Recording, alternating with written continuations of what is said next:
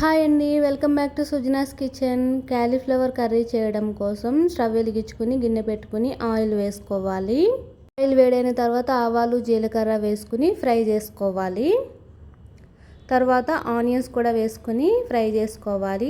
ఇలా కొంచెం ఫ్రై అయిన తర్వాత పచ్చిమిర్చి అలానే కరివేపాకు కూడా వేసుకుని ఫ్రై చేసుకోవాలి. తర్వాత 1/2 టీ స్పూన్ పసుపు అలానే 1 టేబుల్ స్పూన్ సాల్ట్ వేసుకుని ఫ్రై చేసుకోవాలి. తరువాత మూత పెట్టి మగ్గనివ్వాలి. ఇలా మగ్గితే సరిపోతుంది. ఇప్పుడు ముందుగా కట్ చేసి 10 నిమిషాలు హాట్ వాటర్లో వేసి పెట్టుకున్న క్యాలీఫ్లవర్ ముక్కల్ని వేసుకొని ఫ్రై చేసుకోవాలి.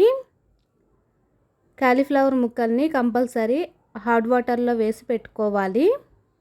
ఇలా ఫ్రై చేసుకున్న తర్వాత మూత పెట్టి కుక్ చేసుకోవాలి. 2 మినిట్స్ తర్వాత 1 టీ స్పూన్ అల్లం వెల్లుల్లి పేస్ట్ అలానే 1/2 టీ స్పూన్ జీలకర్ర ధనియాల పొడి 1 టేబుల్ స్పూన్ కారం వేసుకొని పచ్చివాసన పోయేంత వరకు ఫ్రై చేసుకోవాలి. 1 మినిట్ ఇలా ఫ్రై చేసుకున్న తర్వాత సరిపడినంత వాటర్ వేసుకోవాలి.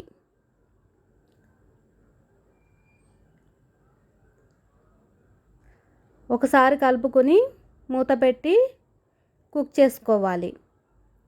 ఇలా ఉడికితే సరిపోతుంది. ఇప్పుడు చివరిగా కొత్తిమీర వేస్తున్నాను.